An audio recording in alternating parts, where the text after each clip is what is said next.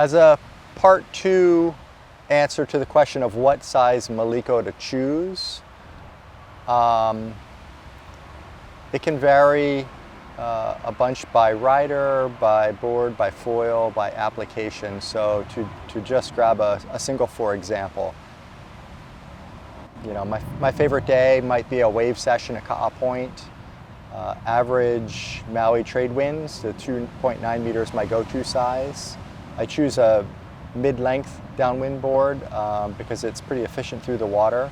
So I'm going to have an earlier takeoff is going to allow me to ride as small a size as possible. So it's just a lighter, nicer feeling in my hands. I want enough power that I can get right up to the peak, easily put it away, foil surf the wave, throw it back out, and repeat. But different, same guy, same day, different application. If I was to go for a downwinder that day, I might instead choose a 4-meter size. Maybe it's plenty windy up at Maliko, but anticipating changes in wind speed along the run, or the conditions changing in total, getting light, having a little insurance plan of some extra size, maybe I would choose the 4. It'll make getting up on foil even easier in the choppy water up there. If I'm not trying to ride cross or upwind, where riding super powered up would be a lot in the hands. If I'm just bearing off the wind, it's going to make the lines go neutral. I can just as easily put it away and take my run. So that sort of speaks to a difference in size choice, even for one person in a single day, depending on what you're doing.